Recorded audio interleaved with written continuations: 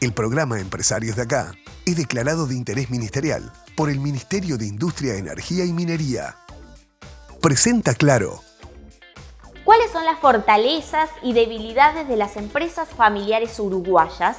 Entre otros temas los vamos a conversar con Verónica Balestero, que es coordinadora general del Centro de Empresas Familiares de la Cámara de Comercio y Servicios del Uruguay.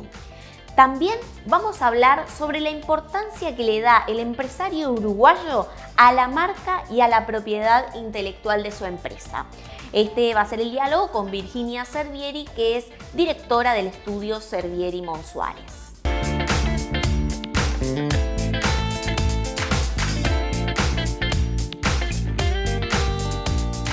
Bien, lo anunciábamos al comienzo del programa. Virginia Servieri, que es directora del estudio Servieri Monsuárez y es presidenta de la Cámara de Lucha contra la Piratería y el Contrabando, entre otros cargos muy interesantes.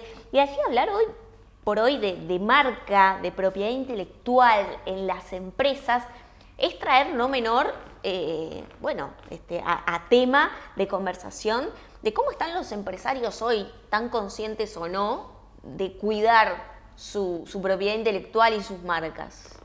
Bueno, primero muchas gracias. El tema de la propiedad intelectual es un activo de la empresa.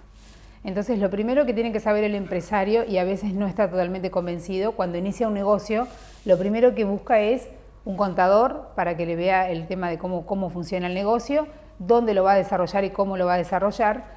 Y luego vamos al nombre. Cuando le llega el nombre de la marca, el nombre del negocio, ahí comienzan a surgir, no es fácil, ¿no? Ponerle el nombre a una empresa y a una marca no es una tarea sencilla, pero lo que no se dan cuenta es todo lo que viene asociado a esa marca. Uno generalmente cuando inicia un negocio, por supuesto, siempre tiene que pensar, lo que yo les digo, hay que pensar en que ese negocio va a funcionar bien y que va a trascender fronteras.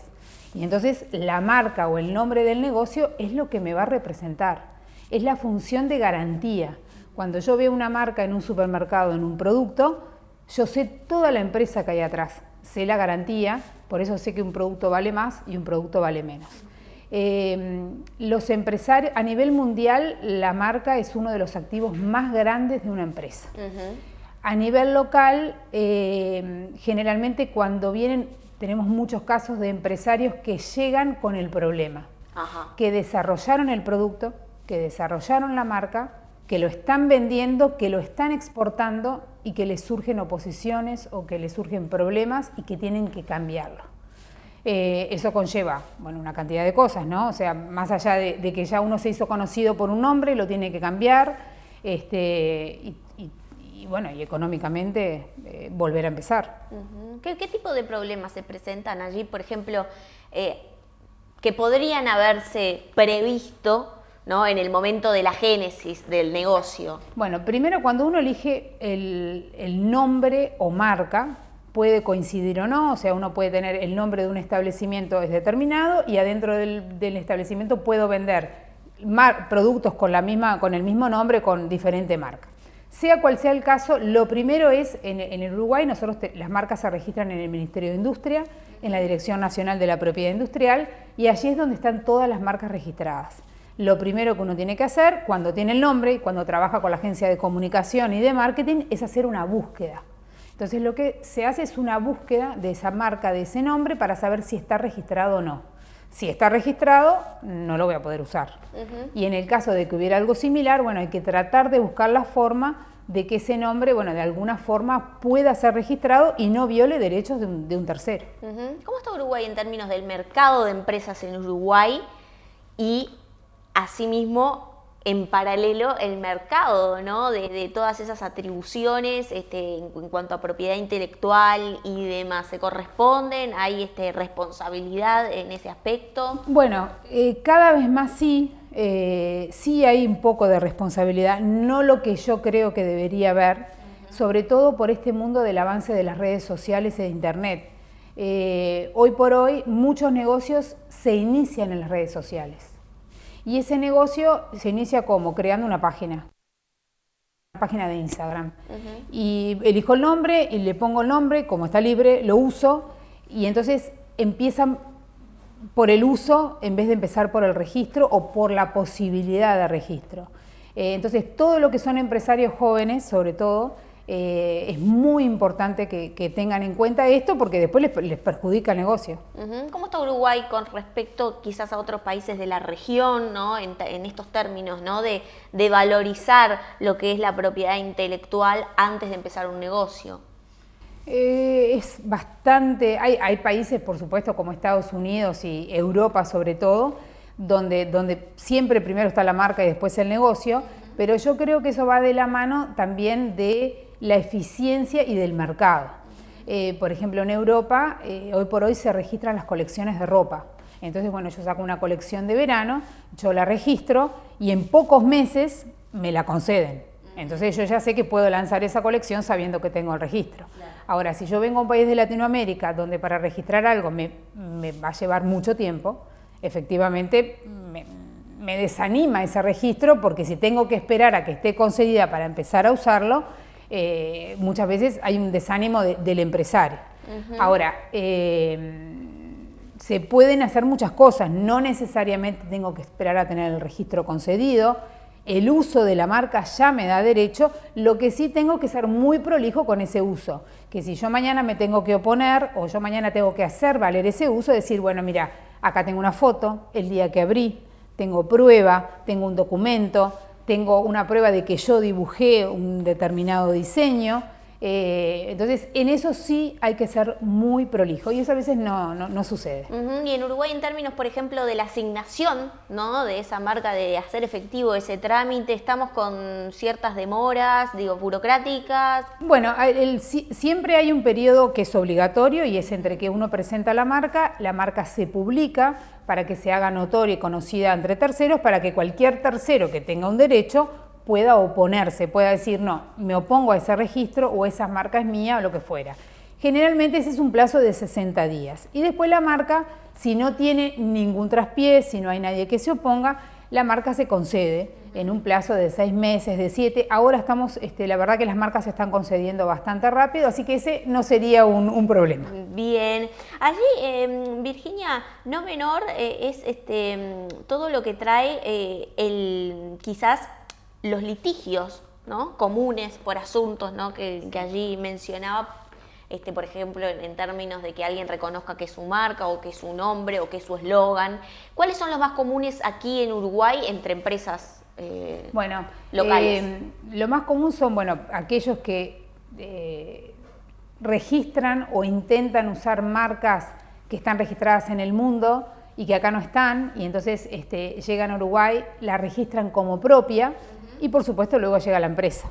Viene la empresa italiana y dice, esa marca es mía, es notoria, y entonces ahí hay todo un litigio en materia civil, puede haber en materia administrativa a nivel registral, o en materia de juzgados civiles, por ejemplo, reclamando el cese de uso de la marca y por supuesto el reembolso. Y después tenemos los litigios por infracciones, o sea, aquellos que utilizando una marca original falsifican un producto, o que crean un producto similar y que lo imitan, y entonces ahí también tenemos juicios penales. ¿Qué pasa allí? Por ejemplo, se me viene a la mente el contrabando. Exacto. ¿No? ¿Qué pasa allí con...? Bueno, los casos de contrabando puede haber de dos tipos. Ahí está el contrabando de mercadería legítima. Hoy por hoy, por ejemplo, con un cambio como tenemos en Argentina, que es muy conveniente comprar, hay muchos comerciantes que van al exterior, compran producto legítimo, o sea que en ese caso no habría infracción marcaria y lo venden acá. Ahí es un juicio por contrabando, ya es un tema aduanero, es un producto legítimo que no paga los impuestos correspondientes. Pero cuando es un producto sí que es falsificado, que se le pone un logo que no va, se le estampa un gorro que no corresponde, un par de zapatos, se le pone marca, esa mercadería puede ser incautada y la persona que está en infracción puede ir preso, es una pena, es un delito. En este segundo caso, ¿cómo está Uruguay? ¿No? Muy bien. Uruguay es a nivel Latinoamérica, es de los países, primero a nivel incautaciones de mercadería falsificada trabaja muy bien, la ley es muy clara y tanto las autoridades fiscalías, como fiscales, aduaneros, jueces, conocen las normas de propiedad intelectual y además es de pocos países que realmente tienen condenas, todos tienen condenas de prisión, pero Uruguay efectivamente las ejerce. Bien, qué interesante. Vamos a seguir hablando en diálogo con Virginia Servieri, que es directora del estudio Servieri Monsuárez y presidenta de la Cámara de Lucha contra la Piratería y el Contrabando. Vamos a hablar en el próximo bloque de la tecnología, ¿no? Y cómo los delitos por los derechos de marcas, propiedad intelectual, están también virando para ese sector. Así que los espero en el próximo bloque, ya seguimos.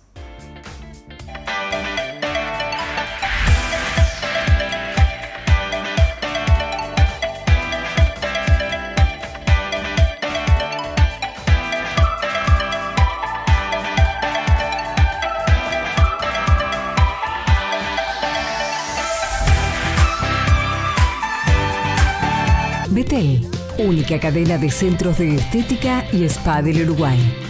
GSS, única empresa en Uruguay dedicada al Facility Services. Limpieza, seguridad, outsourcing de personal y mantenimiento. Conozca más en www.gss.com.uy. Agregamos valor a las empresas. Recursos humanos, proveedores, impuestos, finanzas y bla, bla, bla. ¿Manejas tu negocio o tu negocio te maneja a vos? Si buscas soluciones 360 reales para tu empresa, Estudio Ugalde, asesores PYME.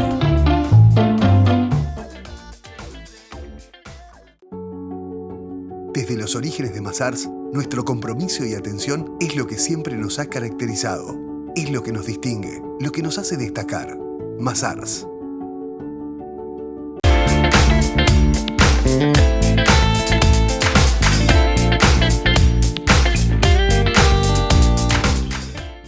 Presenta Mazars, auditoría, contabilidad, outsourcing, impuestos, compliance, capital humano, legales.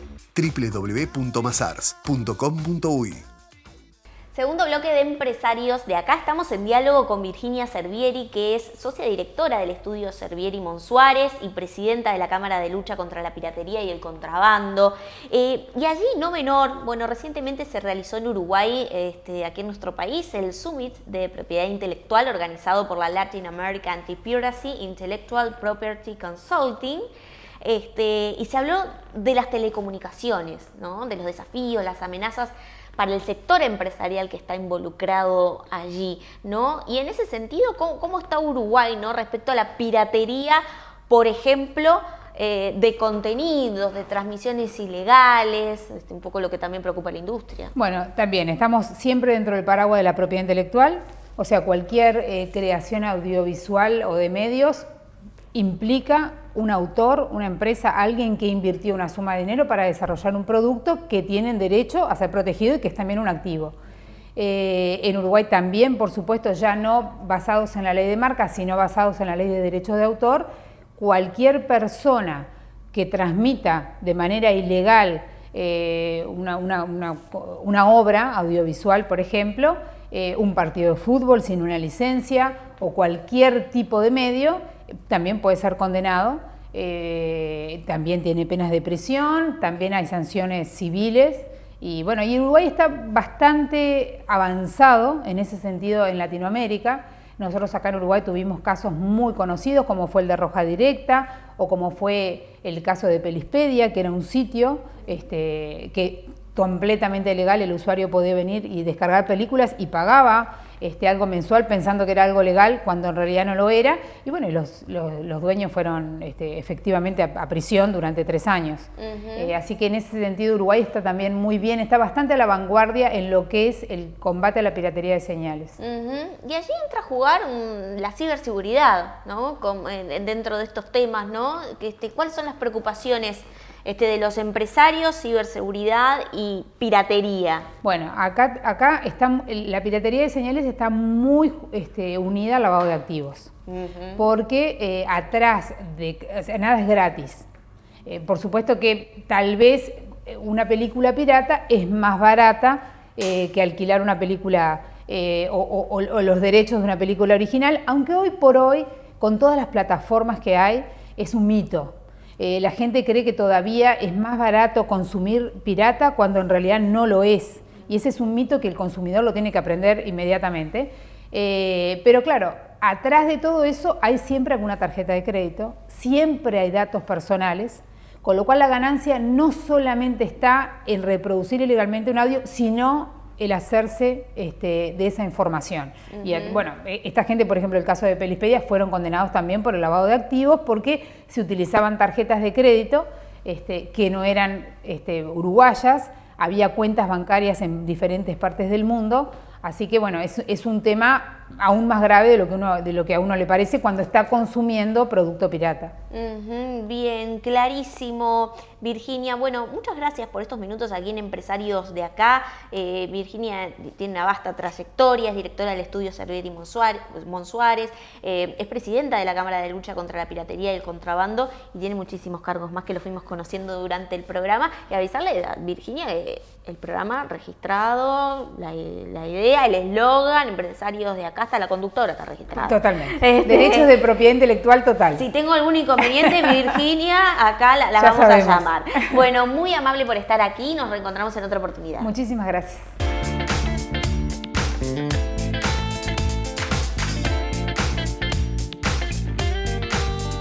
Bien, continuamos en Empresarios de Acá y lo anunciamos también en el comienzo del programa y vamos a recibir a Verónica Balestero, que es coordinadora general del Centro de Empresas Familiares de la Cámara de Comercio y Servicios del Uruguay, porque recientemente junto a la consultora KPMG realizaron la segunda edición de la encuesta Retratos de Familia, que es una encuesta que obviamente apunta a relevar el perfil de las distintas empresas en Uruguay y haciendo énfasis en, por supuesto, las empresas familiares, ¿no? Así preguntar, ¿no? ¿Cuáles son las fortalezas hoy del empresariado uruguayo que sostiene su negocio a nivel familiar? Bueno, primero que nada, muchas gracias por este espacio. Las fortalezas que tienen las empresas familiares coinciden en las empresas familiares a nivel mundial. O sea, todas tienen esto de el compromiso y la unión muy arraigado, y eso implica o impacta luego en el vínculo y en el relacionamiento que tienen los miembros de la familia que trabajan en la empresa y los que no trabajan en la empresa. Esa confianza ciegas de que todos vamos a tirar para el mismo lado porque todos queremos los mismos objetivos, ese sentido también de unión y de sacrificio y el dar todo por un bien común que va más allá de las individualidades es una de las fortalezas. Pero también, ¿qué pasa? Las empresas familiares tienen su apellido detrás, muchas veces. Entonces está esto de cómo hacemos para cuidar de nuestros colaboradores y de la comunidad porque está nuestro apellido detrás. Entonces muchas también están vinculadas con acciones de ESG, ¿sí? O se destacan por la atención al cliente, ¿no? Que yo siempre digo, la atención al cliente, cuando decimos, bueno, nuestra mayor ventaja es la atención al cliente, ojo, porque el competidor también puede tener su mejor ventaja, la atención al cliente, pero bueno, en realidad tienen esto de personal o de cercano que de alguna manera se traslada, ¿no? De la familia a la empresa. Y allí, no menor es mencionar, obviamente, quizás hay muchas, pero las principales debilidades, ¿no? De lo que hoy está pasando con las empresas familiares uruguayas, quizás se corresponda con lo que pasa en el resto del mundo, o no sé, lo pregunto. Sí, se corresponde. Mira, el año pasado incluso estuvimos reunidos con el Centro de Empresas Familiares, pero de Polonia, y entonces comentábamos las distintas situaciones y coincidíamos un montón. Sí, después están las particularidades culturales, pero la realidad es que todas se enfrentan como los mismos desafíos o los mismos problemas o situaciones que básicamente tienen que ver con esto de los vínculos, con lo vincular, con estar trabajando con personas con las cuales me une un lazo de amor. Entonces, cuando lo emocional y lo laboral está allí en el mismo plano y cuando la convivencia está en casa pero también está en el ámbito laboral, entonces se complejiza la situación. En realidad, las empresas familiares tienen los mismos desafíos que cualquier empresa, incluso en la primera edición de la encuesta surgía esto del aumento de la rentabilidad, de la carga impositiva, ¿no? De todo lo que ya sabemos, más esta complejidad de organizar a la familia con respecto a la empresa. Que esa, bueno, siempre es el desafío, ¿no? La batalla que en el buen sentido del término, ¿no? Que se da en las empresas familiares. Vamos a seguir hablando de estos temas. El diálogo es con Verónica Balestero, que es coordinadora general del Centro de Empresas Familiares de la Cámara de Comercio y Servicios del Uruguay. Pausa y ya regresamos. Impulsa tu negocio con tecnología de vanguardia. Arcanix crea soluciones innovadoras a medida para potenciar tu negocio. Nuestro equipo te asesorará y apoyará técnicamente durante el desarrollo. Solicita presupuesto sin cargo. Carley Andrioli, contadores públicos, firma miembro independiente de Geneva Group International. Brinda servicios de asesoramiento contable, tributario, auditoría y consultoría. Más de 20 años de experiencia en due diligence, proyectos de inversión, creación y evaluación de empresas, entre otros. Carley Andrioli, presentes en Empresarios de Acá.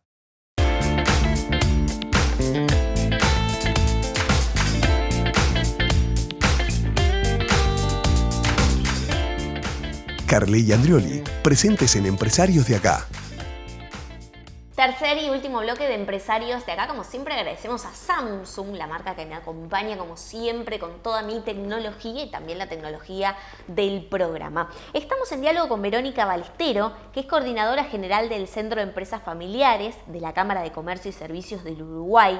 Estamos analizando un poco más a fondo lo que es la encuesta Retratos de Familia en su segunda edición, que fue realizada también con la consultora KPMG. Y allí, no menor que hay un aspecto que me llamó la atención y que en realidad, digo, en los tiempos que corren quizás es llamativo, aunque no totalmente así, que las empresas familiares quieren seguir siéndolo. Sí. ¿No? En tiempos de mucho M&A y ventas y adquisiciones. Así que se puede mencionar para ampliar un poco esta info. Simplificando un poco la definición de empresas familiares, tiene que ver con que la mayor parte de la empresa está en manos de una familia, además al menos una persona de la familia trabaja en la empresa y existe un interés genuino de quienes trabajan en la empresa de legar la empresa o de recibir a la siguiente generación y por otro lado de la siguiente generación en trabajar en la empresa. Entonces, este último factor es como del más subjetivo y en el que más tienen que trabajar las empresas familiares. Entonces, sí, el resultado de la primera edición de la encuesta es una pregunta que también repetimos en esta segunda edición, es, bueno, ¿qué porcentaje de empresas quiere esta tercera parte, ¿no? De legar o de transferir a la empresa a la siguiente generación? Y es el 86%. Entonces, sí que existe ese interés. Pero, ¿qué pasa? Ese interés en legar la empresa a la siguiente generación implica mucho trabajo. Mucho trabajo, ¿por qué? Porque yo tengo que identificar un sucesor. Pero para identificar un sucesor, ese sucesor también tiene que tener ganas de trabajar en la empresa. Para que tenga ganas de trabajar, no siempre es trabajar, a veces es formar parte del directorio o de algún espacio de toma de decisiones, ¿no? de la empresa. Pero para eso tiene que conocer la empresa. Y para eso la empresa tiene que tener o generar cierto interés. Y para que genere ese interés tiene que tener ciertos resultados y tiene que tener una operativa, no sé, digital y ayornada a los tiempos de hoy. Entonces son como mucho trabajo que hay que hacer para justamente organizar la empresa y atraer a las nuevas generaciones, ¿no? Y allí, ¿qué está pasando así con las nuevas generaciones? ¿Es amor correspondido? ¿No? Porque conozco muchos casos de empresarios muy conocidos, digo, habrá otros que no, pero que también me cuentan y yo con asombro asiento al, sí, pero tengo que vender la empresa porque ni mi hijo, ni mi hija, ni nadie en mi familia quiere seguirla. ¿Es amor correspondido seguir con la empresa familiar? Acá hay de todo, la realidad. En general. Claro, en general hay de todo y mucho tiene que ver con, bueno, el sector en el que estés, pero también a ver, ¿qué fue haciendo esa generación al mando? ¿Qué le fue transmitiendo a la siguiente generación? Si yo llego a casa todos los días y me quejo que la gente no sé cuánto, que mirá la empresa que no sé qué, y además nunca me ven la cara porque en realidad estoy siempre trabajando, bueno, todo eso lo van absorbiendo, ¿no? Lo van absorbiendo las siguientes generaciones. Entonces después, ¿y yo quiero que trabajen esto? No, los chiquilines no quieren saber de nada, ¿no? Entonces, a veces decimos, bueno, ni bien existe una siguiente generación y existe este interés en transferir la empresa a la siguiente generación, hay que empezar a gestionar eso. Y a veces es conformando espacios de toma de decisiones en los cuales los chiquilines por lo menos tomen alguna decisión juntos, cuando esa familia encima se agranda, que los primos empiecen a escuchar los argumentos, empiecen a saber tomar decisiones y de repente son decisiones súper simples, ¿no? Como para chicos. Nosotros a veces hacemos talleres para chicos de 13 a 16, 17 años y es impresionante la información que surge, porque dicen, no, ellos no saben, no, están como en otra, y la realidad es que son esponjas. Saben todo de la empresa familiar. Pero bueno, más allá de eso es atraerlos también. Hay algunos sectores, como puede ser el agro, que viven en la empresa porque es un estilo de vida. Claro. Capaz que las vacaciones son allí o incluso viven en el campo. Sí, es muy diferente la dinámica del Es muy trabajo. diferente, pero también si yo tengo un comercio, mis hijos nunca van al comercio, ¿y cómo los voy a enganchar después? Entonces está un poco eso. Ahora, allí, disculpa que te interrumpa, pero ¿hay receptividad también del empresario ¿no? en preparar esa sucesión, digamos, o se está gestando esa preparación en general en las empresas familiares? No, arriba del 70%, casi el 80% no tiene planificada la sucesión. Y estamos hablando de la sucesión de la gestión, ¿no? La realidad es que ese es un punto en el que hay que ponerse a trabajar. Una sucesión, sí, a nosotros de repente viene alguien que dice, yo ya estoy cansado, tengo 60 años, trabajo de los 12, no quiero saber más nada, mis hijos no sé qué. Bueno, en realidad, ¿qué hiciste? Nada, ok. Bueno, ¿qué podemos hacer de acá en más? Un proceso de sucesión tiene que ser armonioso, porque no es solo que vengan la siguiente generación a trabajar, y más, bueno, si hay primos o la familia es muy grande, se puede complejizar un poco más la situación, sino que ese sucesor hay que prepararlo. Claro. Vos fíjate que el 86% dice sí a la siguiente generación, pero consideran, un 18% consideran que están preparadas la siguiente generación. Entonces, algo hay que hacer. No es solamente capacitación, no es solamente transferir el negocio en sí, el conocimiento del negocio, que los procesos, las actividades en sí, sino también hay un apoyo emocional en el que hay que trabajar. Al que deja la empresa porque deja a su bebé. Sí, ¿no? obvio.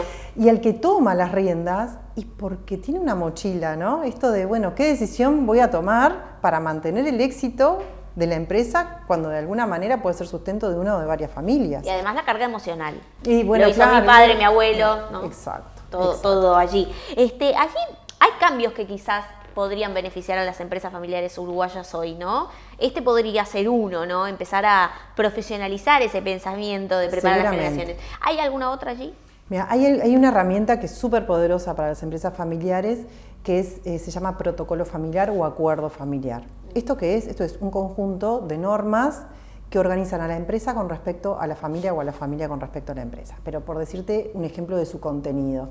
El contenido tiene que ver con cuáles son nuestros valores, cuál es nuestra historia, quién puede ingresar a trabajar en la empresa y qué requisitos tienen que tener en cuanto a experiencia, formación y competencias. Por ejemplo, ¿cuál va a ser el nivel de remuneraciones de los miembros de la familia que trabajan en la empresa? ¿Es mercado o no? ¿Qué pasa si un familiar necesita ayuda? ¿Ah? ¿Qué pasa con la familia política? ¿Puede entrar a trabajar en la empresa o no puede entrar a trabajar en la empresa? ¿Queremos vender la empresa o no queremos vender la empresa?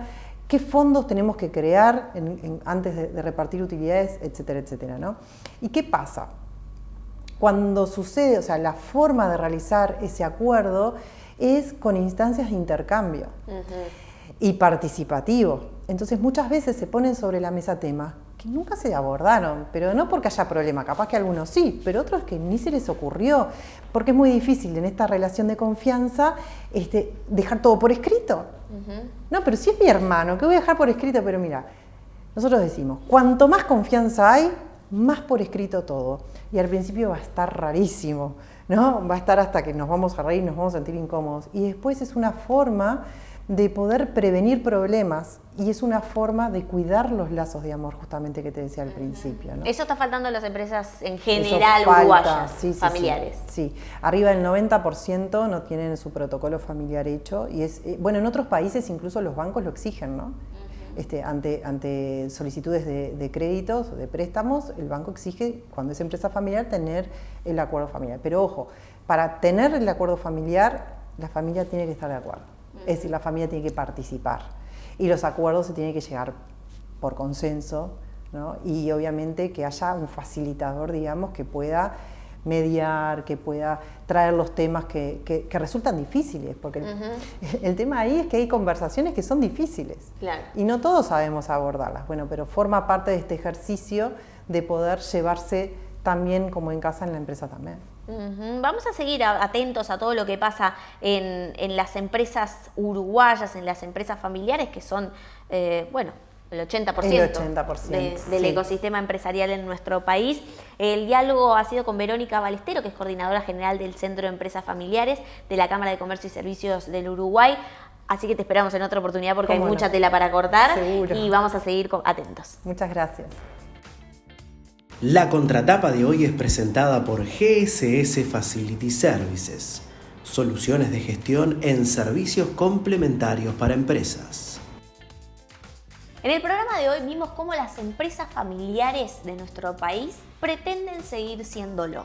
Y esto implica diferentes desafíos. Entre ellos, que el negocio siga siendo sostenible para las generaciones siguientes que quieran continuar con el emprendimiento familiar.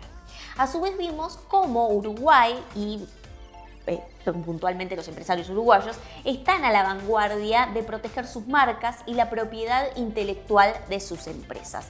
De estos temas, entre otros, hablamos en Empresarios de acá de hoy y los esperamos, por supuesto, el próximo viernes a las 21 horas.